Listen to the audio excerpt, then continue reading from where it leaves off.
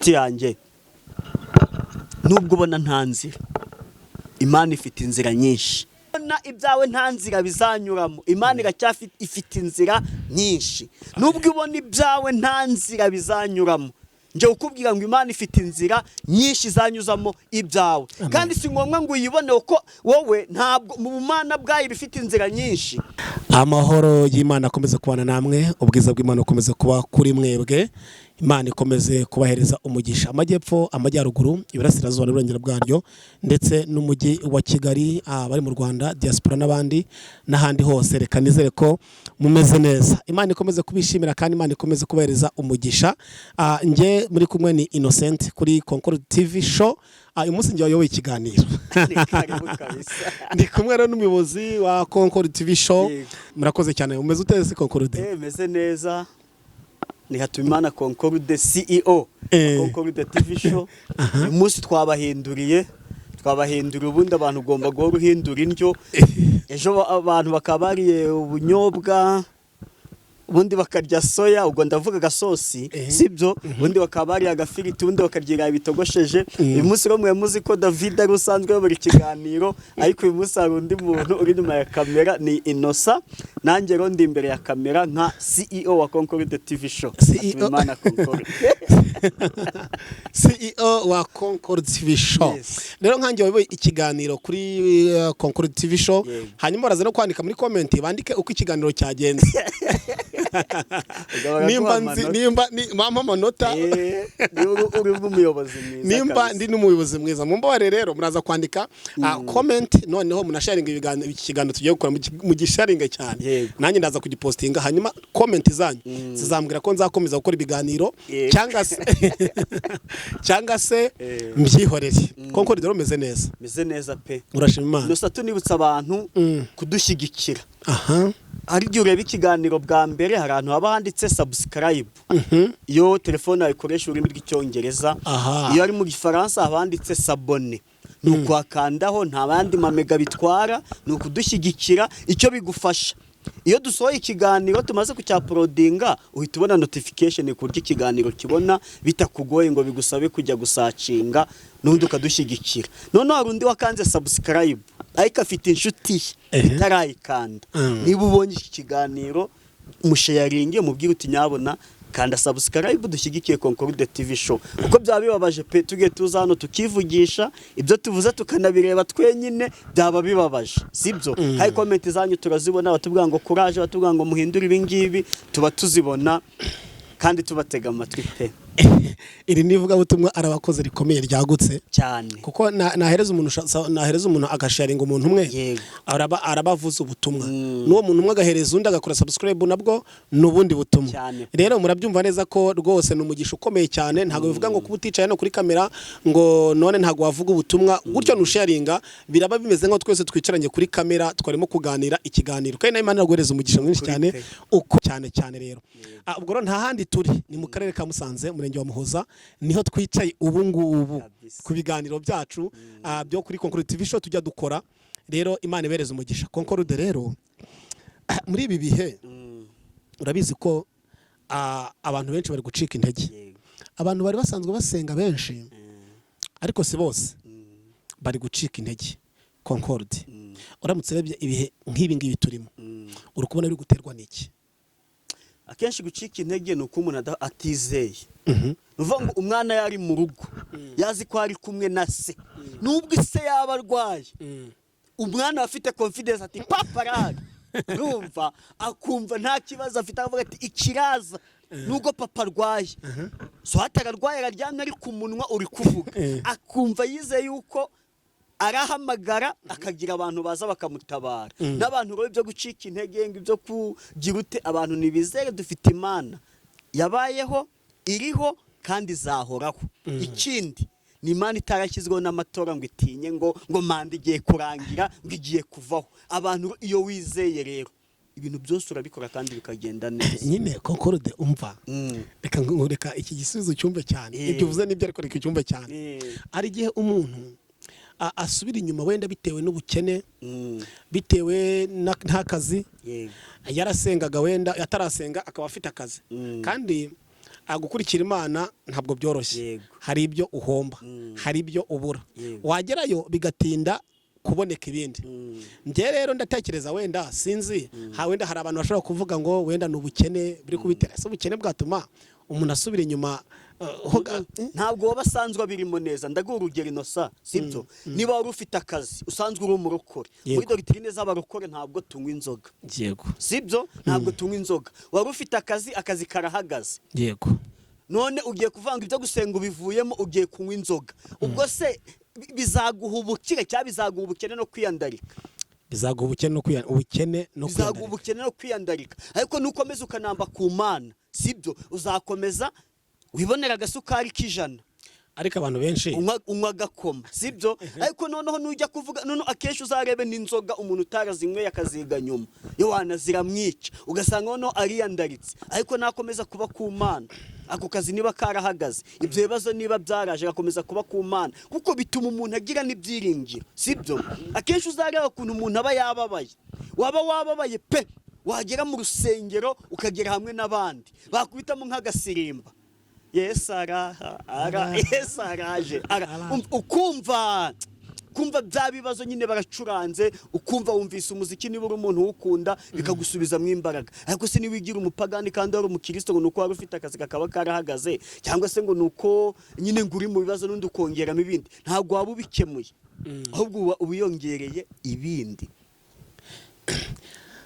None se hari abantu nyine urumva nka kuriya wenda abantu bakaba barasengaga ugasanga wenda baraguye abantu baze kutagisenga, ati nasanze iby'abarokore rero iby'abarokore byishinze waba umukene. Abantu niye message ushobora kubahereza, sujya wumva abantu bavuga ngo iyo umuntu abaye umurokore hari igihe ahitamo umukene, cyangwa se iyo umuntu abaye umurekore hari igihe gukora bihagarara. Iyo umuntu abaye umurokore hari ibintu byinshi yatabaye amaso arakena. Nawe se niko ibyo bintu ntabwo ibyo nzemera, ntabwo ibyo nzemera. Ngiye kamfata urugero, sibyo? Hari abantu twabyirukanye reka nihereho nitangira urugero no gutanga ku bandi. Inosange ntabwo abantu banywa inzoga bihangane, nizo navuzaho cyane uyu munsi. Nge ntabwo nigeze nsoma ku nzoga, ntabwo nzi inzoga mu kanwa kanjye kuva navuka ntabwo nzi inzoga mu kanwa kanjye. Ariko ugendana n'abazimu. Nibyo ndi kukubwira, hari abo nzi twavukiye rimwe. Mfite imyaka 39. Hari abantu tungana bijanditse mu nzoga, tujya guhura ukagira ngo arambyaye cyangwa umukurikira nk'ubwa gatanu kandi tungana. Kubera iki? Inzoga. Ugasanga yabyukiye mu nzoga, ugasanga yabagiye no gukaraba kubera inzoga. Ariko notwe kwibera mu Mana kwagukizwa. None hari n'ukuntu umuntu ugasanga akubwiye ikintu ari uko yagasomye, ejo wajya kumureba akubwira ati wapi burya bya bindi nta nubwo nzi naho nabikubwiriye. Nukuri hari abanzi bangabiye inka basinze ndayitegereza ndaheba, urumva, kubera inzoga zibakoresheje. Nose ubwo nibwo bukire kuruta uko wakwibera umurokore ntunywe inzoga, ukirinda ibyaha, ukirinda n'ibisa nabyo. Byose niba zanyereka nyine abo twita abapagani cyangwa abantu badasenga bose babakire nta mukene urimo, ubwo tuzabivamo tumenye yuko ubundi ndakennye. Ntabwo ukennye wowe se urakennye. Urakennye ngo nuko uri umurokore. Uwiteka niwe mwungeri wanjye. Nuko Uwiteka niwe mwungeri wacu, ntabwo tuzakena. Nukuri. Nese konkoridara urumva hari abantu bakizwa bakaza mu rusengero bakavuga ngo twewe tugiye mu rusengero bashaka inyungu zabo ku giti cyabo, bavuga ati byanga bikunda mu rusengero. Ugasanga aguze igitabo cy'indirimbo, aguze Bibiliya, agahita avuga ati noneho twagiye mu rusengero, niba ari ndimo akazihimba, niba ari ndimo agatangira akagira gute. Concorde none ko hari abantu bakora gutyo, akagira gutya agahaguruka akavata ngiye mu rusengero, ibintu byose ningira mu rusengero wenda nzabona abo kwizerwa, ibintu bizemera, ibintu bizacamo, ibintu bizakunda. None niki wabwira ku bantu bavuga ngo byanga gukunda hose bisubizo bagiye mu rusengero batabiteguye, batice ngo baganire n'Imana, agafata Bibiliya aje akajya kubwiriza atarasenga Imana ngo amenye ngo umuhamagaro we nuwo nguwo. none ntibyagaragara nkaho hari bamwe bajyamo bashaka kugira ngo inyungu, harimo abantu bajyamo bashaka inyungu zabo bwite, akaba arizo ziri guteza ibibazo mu gihe nk'iki ngiki, bakaba bari guteza ibibazo ngo bagahamagara hirya hino, turashaka aya ngaya, umunsengere kuri aya ngaya, kugira ntabwo ariyo mpamvu ishobora kubitera kugira ngo haze kuboneka ikibazo hirya no hino mu barokore bamwe na bamwe batangiye kwanga abahanuzi n'abavugabutumwa bitewe n'abandi binjiye. Nese njya nkunda kuvuga ngo yikoze ikintu kitakurimo, ubu nkaza kwicara kwikamera bitandimo, ni hahandi umbaza nkakubaza nese uri kubimbariza icyo wabyisubije, sibyo? Ariko kuko inzi intego yuko tuzanga uvuga ngo tuganiriza abantu abari bababaye bishime, abantu twisekere tugira uti, sibyo? Nuwo rero abijyama atabikunze, sibyo? Kandi noneho ijambo rikavuga ngo mureke urukungu rukurane n'amasaka, ariko umusaruro zinaza cyangwa se umubagaza aje kubagara urwo rukungu n'undi azarukura mu masaka, urumva? Kandi noneho ijambo rikavuga ngo muzabamenyera ku mbuto zabo. Nese Concorde, umuntu mutaziranye mudaturanye ari ubwa mbere umubonye akabwiriza agahanura akerekwa imbuto zo ni iki ushobora kubwira abantu? Nawe uri umwana mu gakiza, wumva umuntu wese ati ri ayatitiye, urumva? Wabona titi ubwo ukavuga ati dore umuhanuzi w'Imana, dore umwuka aramanutse. Ariko ibyera byose si amata, byose si amata. Ariko nk'umuntu wimazemo igihe, sibyo, abaza akavuga ati uyu muntu ari gupapira.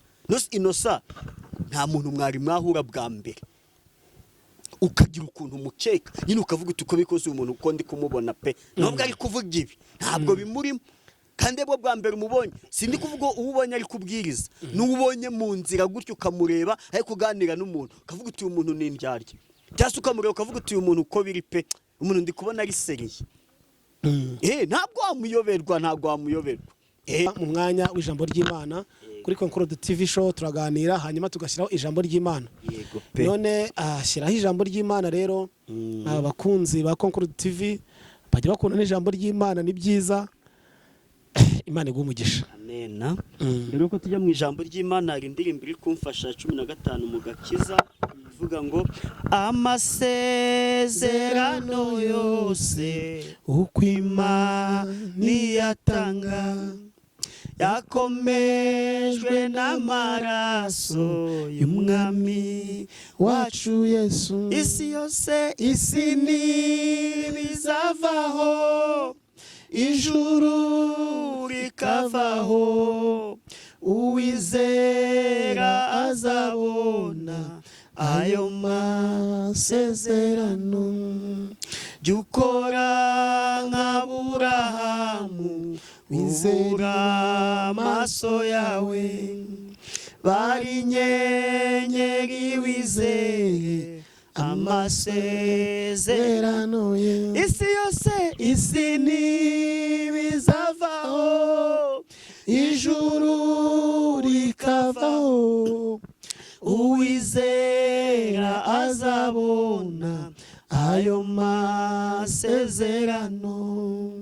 Mu mwijima wo mu nzira twizere Imana yacu, hasigaye umwanya muto izuba rikarasa.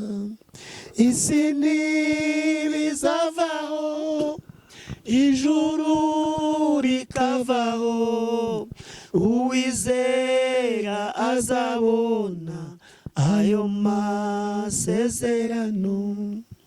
Ubwo turushywa n'abantu twizere Imana yacu, Yesu niwe uzadufasha mu bitugerageza. Isi ntibizavaho, ijuru rikavaho, uwizera azabona ayo masezerano. Mu gihe tubuze inshuti tuguma no kwizera, Yesu niwe nshuti nziza izahorana natwe. isi ntibizavaho, ijuru rikavaho, uwizera azabona ayo masezerano. No kubyo tubona mu isi tuguma no kwizera, mu ijuru tuzahabona ibyo twizera byose. Isi ntibizavaho, ijuru rikavaho, uwizera azabona ayo masezerano.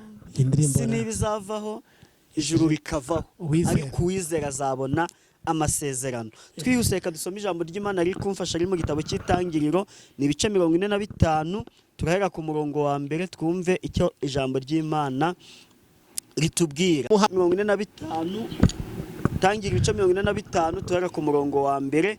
Mutwe w'amagambo avuga ngo Yosefu yirondorera bene se. Yosefu ananirwa kwiyumanganya imbere yabo bahagaranye bose, ahubwo avuga cyane ati, nimusohore abantu bose bambise, ntihagire umuntu uhagararana na Yosefu. Yirondorera bene se, atera hejuru ararira. Abanyegiputa barabyumva, ngo abo mu nzu ya Farawo n'abo mu nzu ya Farawo barabyumva. Yosefu abwira bene se ati, ndi Yosefu, data aracyariho? Bene se bashaka icyo bamusubiza kirabura, kuko bahagaritswe imitima no kuba imbere ye. Yosefu abwira bene se ati, ndabinginze nimunyegere. Baramwegera, aravuga ati, ndi Yosefu mwene so, mwaguze ngo njyanwe muri Egiputa. None ntimubabare, ntimwirakarire yuko mwanguze ngo nzanwe ino, kuko Imana ariyo yatumye mbabanziriza ngo nkize ubugingo bw'abantu. Inzara imaze imyaka 2 mu gihugu, hasigaye indi myaka 5 batazahingiramo ntibasaruremo. Kandi Imana yatumye mbabanziriza ngo ibabesheho mugire icyo musiga mu isi, ibarokoze gukiza gukomeye. Nuko none simwe mwanyohereje ino, ahubwo ni Imana, kandi yangize nka se wa Farawo n'umutegeka w'urugo rwe rwose n'umutware w'igihugu cya Egiputa cyose. Twakire neza ijambo ry'Imana. Haleluya. Aya magambo dusomye avuga ku mugabo witwa Yosefu. Nayahaye umutwe w'amagambo uvuga ngo nubwo ubona ibyawe nta nzira bizanyuramo, Imana iracyafite ifite inzira nyinshi. Nubwo ubona ibyawe nta nzira bizanyuramo, nje ukubwira ngo Imana ifite inzira nyinshi zanyuzamo ibyawe. Kandi si ngombwa ngo uyibone uko wowe, ntabwo mu bumana bwayo bifite inzira nyinshi. Amen. Ubona yuko ibintu biranyura iburyo, ariko ku Mana biranyura hehe? Biranyura ibumoso. Ukabona yuko ibintu byanyura hepfo, ku Mana bizanyura ruguru. Uyu mugabo Yosefu nyamufataho nk'icyitegererezo. Uti gute? Yosefu ni umuhungu wa Yakobo, yamubyaranye na Rasheli. Uyu Yakobo yakunze Rasheli, sebukwe amutegeka gukora imyaka 7 kugira ngo azamubone. Ariko ko Rasheli yari muto kuri Leya, bavuga ati nta mpamvu ngo dushingire umukobwa muto kandi umukuru agihari. Barangije bamuha Leya. Arangije ati nubwo mumpaye Leya, nakundaga Rasheli, ntacyo ndakora indi myaka, ariko kugeza igihe Rasheli nkunda nzamubona.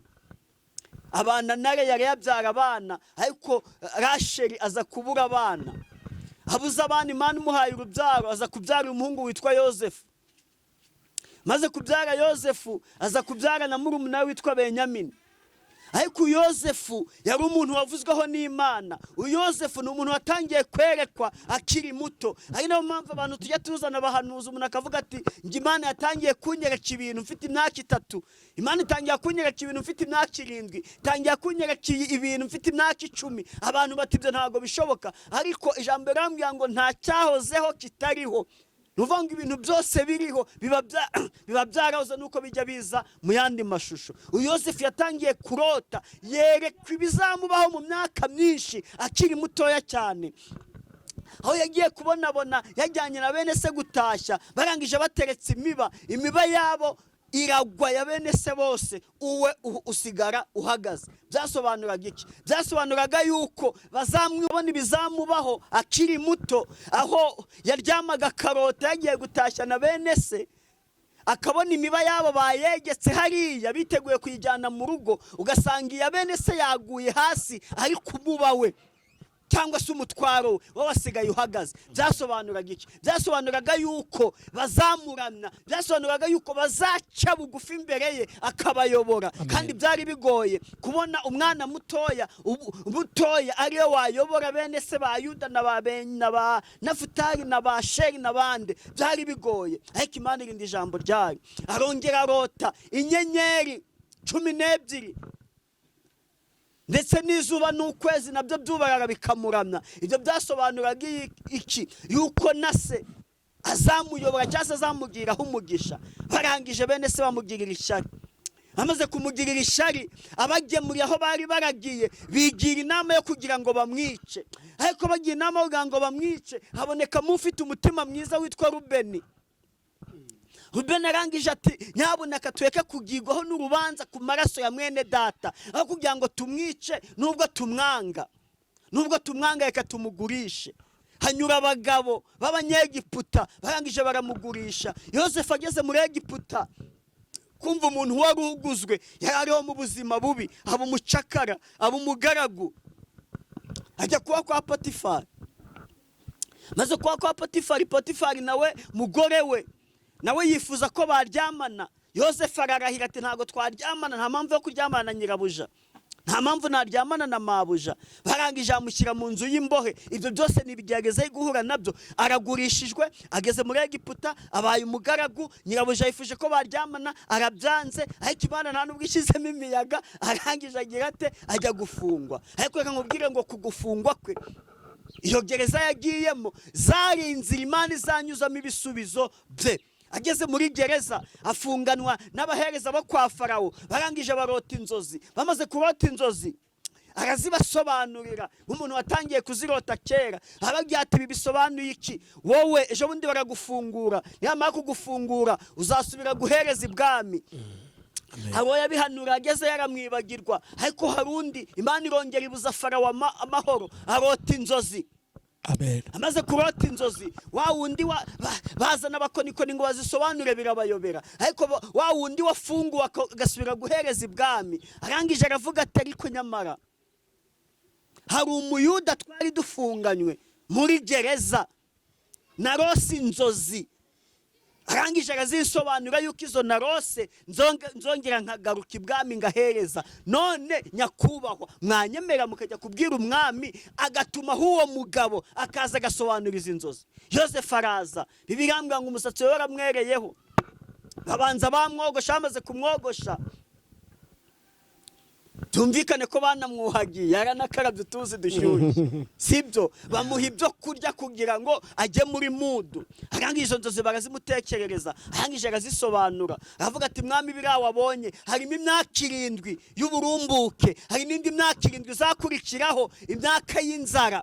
Ati none ugango bigende neza nuko hagomba kubaho gahunda yo kuzigama, tukizirika umukanda muri imyaka 7 y'umwero, tukabika ibyo tuzarya mu myaka 7 izabirimo amapfa. Haleluya. Farawo arangije ati se nubundi kwari wowe wabibonye, abakonikoni banje, abatware banje, kone nabwiye ngo babisobanure bikabayobera, nubundi bazabishyira mu bikorwa bigashoboka. Yosefu barangije avuga ati se tuzabona umuntu uri mu mwuka w'Imana nk'uyu mugabo. Batiro n'undi nta wundi uzabishyira mu bikorwa uretse wowe. Yosefu ako kanya bahita bamugira ute? Bamugira igikomangoma, bamugira ukurikira murimo kuzabishyira mu bikorwa. Iyo turi hano mu Rwanda, akenshi mu Rwanda abempurimentinga ibintu cyangwa se abashyiraho za policies ni za ministeri. Nuvuga ngo minisitiri w'intebe ni ukurikirana ibyo bikorwa za ministeri uko ziri kubikora. Nawe rero urebye yagizwe minisitiri w'intebe nk'ugomba kuzagenzura yuko ibyo bintu bigomba gushyirwa mu bikorwa. Haleluya, haleluya.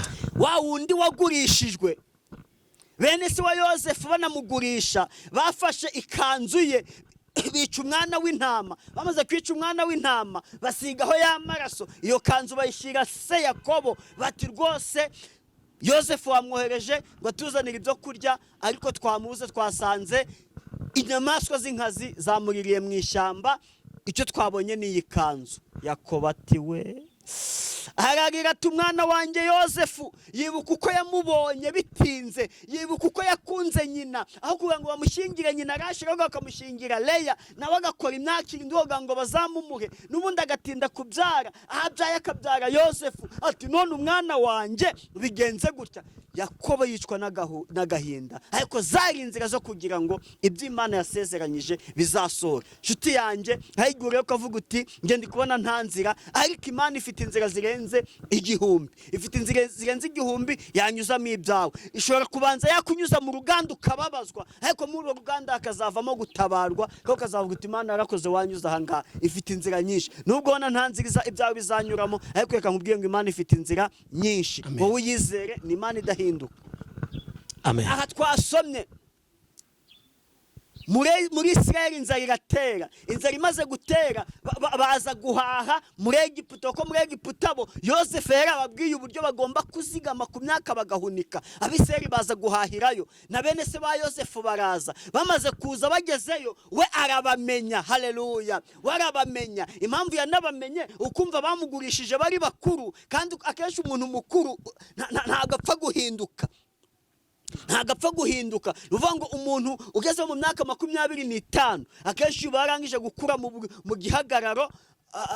Nuvuga ngo nuwakonga kukubona mu myaka 20 ishize ufite 45 ntabwo yakuyoberwa, ariko umwana wari ufite imyaka 7 kumubona nyuma y'imyaka 10 ubona yarahindutse, ntabwo wamumenya. Bo baramuyoberwa, ariko Yosefu arabamenya. Amaze kubamenya arababaza ati siko muje guhaha, ni mwe mwenyine mwasigaye, nta wundi murumuna wanyu uko murumuna we bavindi imwe kuri Rasheli Benyamini bari bamusize ari yasigaye. Avuga ati muzaza ubutaha rwose, muzazane na murumuna wanyu, ndetse nasiko niba kiriho muzamubwiraze. Bati rwose papa turamufite aracyariho. Abamenya amakuru Imana ishimwe, papa aracyariho, na murumuna wanjye tuvindi imwe kuri mama Rasheli nawe aracyariho Benyamini. Ati ho ni muza muzabanze mubazane. Yabanje yatuma ngo bazazane Benyamini. Baraza. Aha twasomye ariko ikintu cyitwa amaraso, ikintu cyitwa isano, ikintu cyitwa iki, buryo umuntu yanaguhemukira, ariko kuko ari uwawe ukumva nyine santima ziranaje, ukavuga uti uko biri kose ntabwo ndamwitura ibyo yankoreye. Yosefu arangije ati ntabwo ndabitura ibyo bankoreye. Arangije aheza, birumvikana nka minisitiri w'intebe yari afite abajepe bagize ute bamuporoteje, yafite ntabwo yagendaga wenyine. Arangije abwira abantu uti mwese mumbise nimuveho sigare njyenyine, kwari kugira ngo nuko yibwira bakurube. Haleluya, arangije arabibwira ati mwamenye. Abandi ati ntabwo tukuzi muyobozi, muri kureba neza mukabona isura mutarigeze muyibonaho.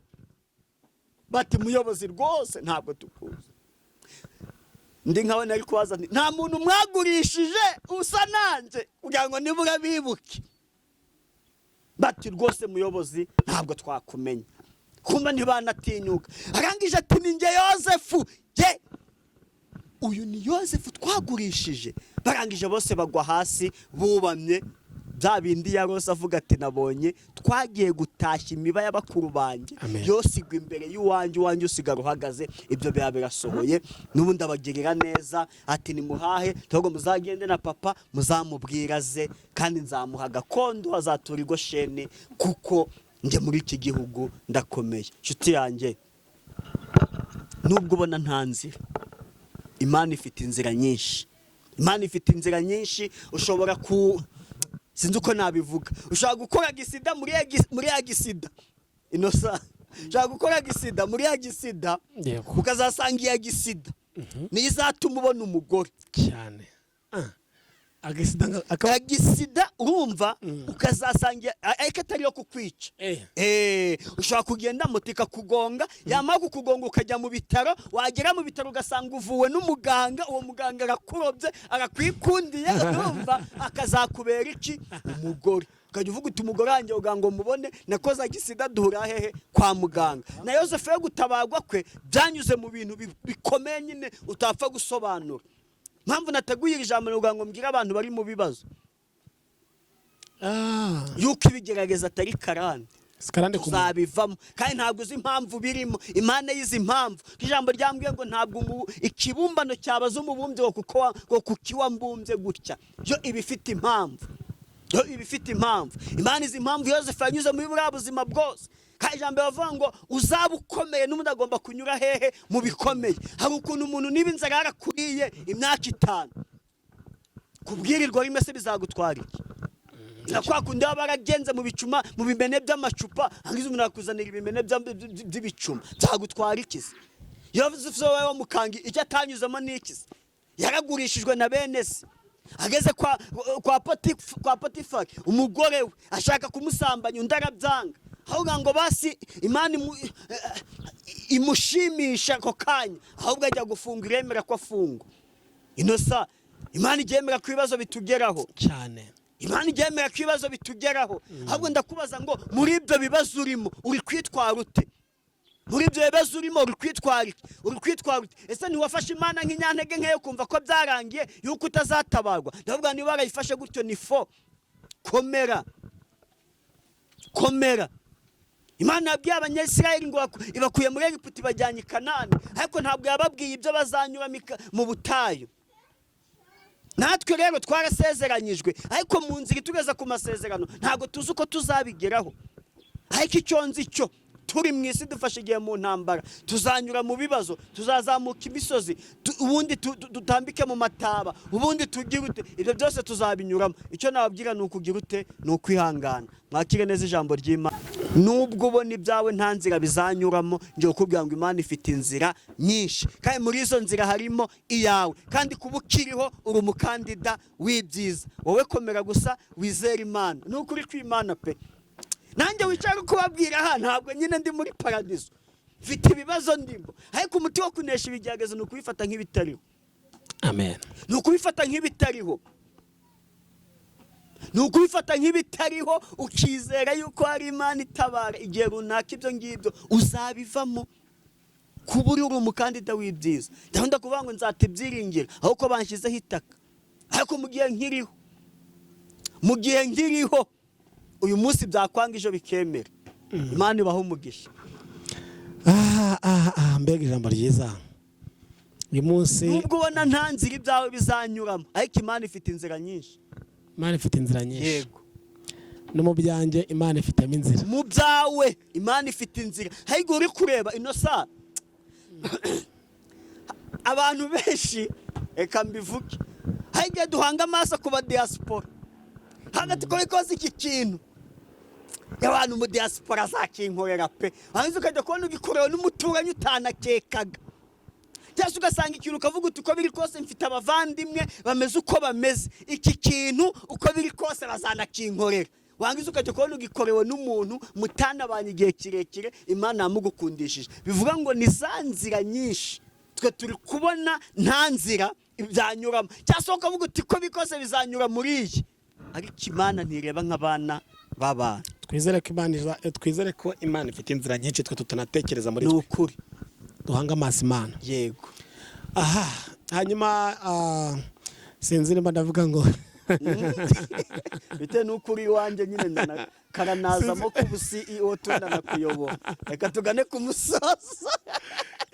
musozo uvuga ngo wenda uvuga ngo sinzi uratanga ariko uri n'umuhanuzi kubera ko ntabwo umuhanuzi avuga ngo nuvuga ngo rabi 12 15 11 12 15 oya aho ku muhanuzi wese yego ni umuntu wese ushobora kuguhanura mu buryo bwose bushoboka mukaguhereza inama ya uwo n'umuhanuzi rero abyemera ko uri umuhanuzi aho nyuza ndabyemera kabeshi bamva ko umuhanuzi wa undi uzati hari ababyumva gutyo rero turi mu karere ka Musanze intara y'Amajyaruguru umurenge wa Muhoza nkuko bisanzwe turi kuri Concours TV show turi kumwe n'umuyobozi wayo wa nisi ubundi aka kantu mwese ntabwo mujya mukamenya. Nitwa Hatumimana Concorde, CEO wa Concorde TV Show. CEO wa Concorde TV Show, Chief Executive Officer wa Concorde TV Show. Yes. Niwe turi kumwe hano mu kiganiro. Wayoboye ikiganiro ni Innocent Rungano Mutuyimana.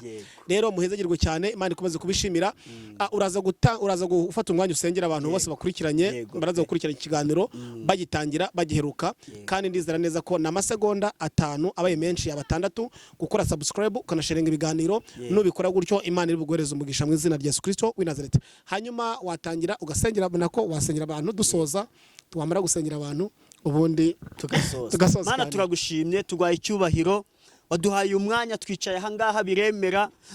Hari ababishatse ntibabibona ariko twabitwemereye, ntuhabwe icyubahiro. Mana nandi kubwira abantu bawe ijambo rivango nubwo babona nta nzira ibyabo bizanyuramo, ariko wowe Imana uracyafite inzira nyinshi. Nge nakumva yuko ibintu bizanyura kuri Muyomba, ariko wowe ukabinyuza ku muturanyi. Nakumva yuko ibintu bizanyura ku nshuti yanjye, ariko wowe ukabinyuza ku wo twiganye. Nakumva ko ibintu bizanyura ku wo twirirwana, ariko wowe ukabinyuza ku wo tudaherukana, kuko ufite inzira nyinshi ugomba kunyuzamo ibyacu. Reka aba bantu tugire ukwizera, kuko kwizera kurarema. Turasojeho ntusoze, komeze kubana natwe, tubisenze mu izina rya Yesu. Amen. Imana ibahe umugisha mwinshi cyane.